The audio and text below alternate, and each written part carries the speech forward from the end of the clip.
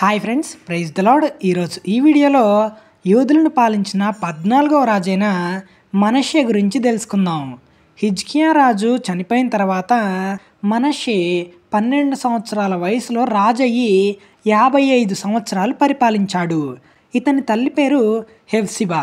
ఈ రాజు గురించి రాజులు 21వ అధ్యాయం అలానే 2వ దినవృత్తాంతములు 33వ అధ్యాయంలో కనిపిస్తుంది.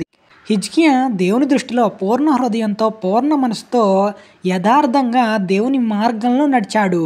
కానీ హిజ్కియా కుమారుడైన మనష్షే మాత్రం తన తండ్రి అనుసరించినట్టు కాకుండా యెహోవా దృష్టికి చెడుతనం జరిగించాడు. తన తండ్రి అయిన హిజ్కియా పడగొట్టిన ఉన్నత స్థలాలను తిరిగి కట్టించాడు. బయలుదేవతకు బలిపీఠం కట్టించి ఇశ్రాయేలీల రాజైన ఆహాబు చేసినట్టు దేవతా స్తంభాలను చేయించి నక్షత్రాలకు మొక్కి వాటిని పూజించాడు. మరియు ఎక్కడైతే దేవుడు నా నామము శాశ్వతంగా ఉండును అని యెరూషలేము ఏ స్థలం గురించి చెప్పాడో అక్కడ యెహోవా మందిరంలో అతడు ఆకాశ నక్షత్రాల సమూహం కోసం బలిపీఠం కట్టించాడు.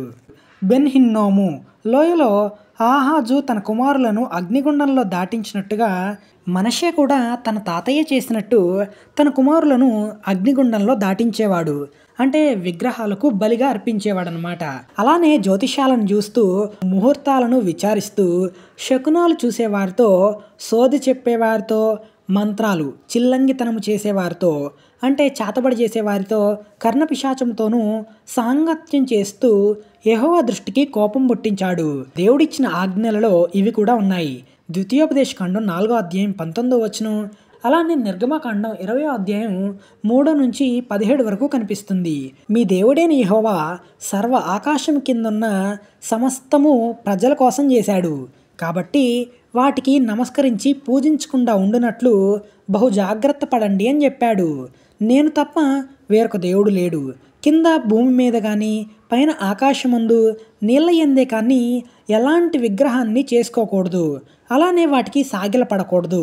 ఎందుకంటే నీ దేవుడైన యెహోవాను నేను రోషము గల దేవుణ్ణి అని చెప్తున్నాడు. ఇశ్రాయేలీల గోత్రస్థానములన్నిటిలోనూ నేను కోరుకొనిన యెరూషలేమునందు నా నామము నిత్యము ఉంచుతాను. నేను మోషే ద్వారా నియమించిన కట్టడలను విధులను అనుసరించి నడుచుకొనుటకై వారు జాగ్రత్త పడిన ఎడల దావీదు సొలొమోనుతో చేసిన నిబంధనను బట్టి ఇశ్రాయేలీలను తొలగించను అని నిబంధన చేశాడు.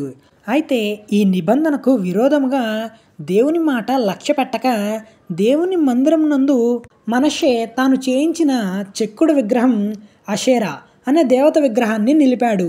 ఈ ప్రకారం మనష్షే యూదావారిని యెరూషలేము కాపురస్తులను మోసపుచ్చిన వాడై యెహోవా నశింపజేసిన అన్యజనుల కంటే వారు మరింత అక్రమంగా ప్రవర్తించడానికి కారకుడయ్యాడు. అయితే యెహోవా తన సేవకులైన ప్రవక్తలను పంపించి ప్రవక్త వచ్చి యూదారాజైన మనష్షే ఈ హేయమైన కార్యములు చేసి తనకు ముందున్న అమ్మోరీయులను మించిన చెడుతనం కనపరిచి తాను పట్టుకొనిన విగ్రహాల వలన యూదావారు పాపం చేయడానికి కారణమయ్యాడు. నా ఎదుట చెడుతనం చేసేవారిని నేను శత్రువుల చేతికి వారిని అప్పగిస్తాను అని దేవుడు చెప్తాడు. ఎందుకంటే నిరపరాధులను చంపించాడు. ప్రజలను అన్యుల దేవత విగ్రహాలను పూజించేలా చేశాడు.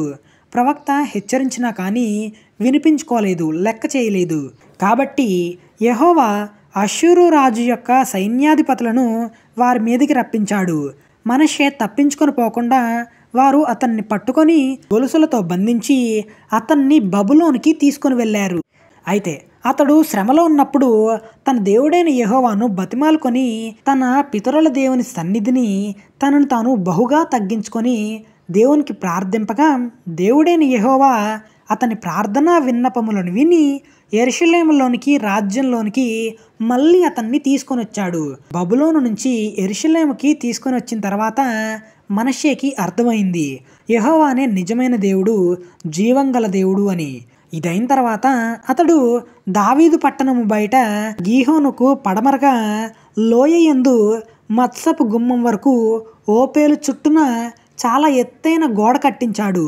మరియు యూదా దేశంలోని బలమైన పట్టణాలన్నిటిలోనూ సేనాధిపతులను ఉంచాడు. మరియు యెహోవా మందిరం నుండి అన్యుల దేవత విగ్రహాలను తీసేసి యెరూషలేములో యెహోవా మందిర పర్వతం దగ్గర తాను కట్టించిన బలిపీఠాలు తీయించాడు. అలానే యెహోవా బలిపీఠాన్ని బాగు చేయించాడు. దాని మీద సమాధాన బలులు, కృతజ్ఞత అర్పణలు అర్పిస్తూ ఇశ్రాయేలీల దేవుడైన యెహోవాను ఆరాధించండి అని ప్రజలకు ఆజ్ఞాపించాడు. అయినను జనులు ఉన్నత స్థలాలను వాటిని తీసేయలేదు. వారింకా వాటి మీద బలులు అర్పిస్తూ వచ్చారు. కానీ ఈ అర్పణలన్నీ యెహోవా నామముకే అర్పించారు. అయితే మనష్షే దేవుణ్ణి అనుసరించి మరణించాడు. మొదట్లో దేవుడి గురించి తెలియకపోయినా తన చివరి దినాలలో దేవుని గురించి తెలుసుకున్నాడు. తర్వాత తన పితరులతో కూడా నిద్రించి రాజనగరిలో పాతిపెట్టబడ్డాడు. ఇంకా మనష్షే చేసిన దేవునికి విరోధమైన క్రియలను, అతను కట్టించిన దేవతా స్తంభాలను, అతడు దేవుడి వైపు తిరిగి ప్రార్థించిన మాటలను, విన్నపములను ఇశ్రాయేలీల రాజుల గ్రంథంలో రాయబడింది. మనష్షే మొదట్లో దేవునికి విరోధంగా దేవునికి కోపం పుట్టించేలా చేశాడు. శ్రమ వచ్చిన సమయంలో జీవము గల దేవుణ్ణి ఆశ్రయించాడు. ప్రజలను దేవుని వైపు తిప్పి దేవుణ్ణి ఆరాధించేలా చేశాడు. దేవుణ్ణి ఆశ్రయించిన తర్వాత దేశంలో అన్యుల దేవత విగ్రహాలు లేకుండా నిర్మూలన చేశాడు. ఇదండి మనష్షే రాజు యొక్క జీవితం గురించి. ఈ రాజు తప్పిపోయిన కుమారునిగా కనిపిస్తున్నాడు.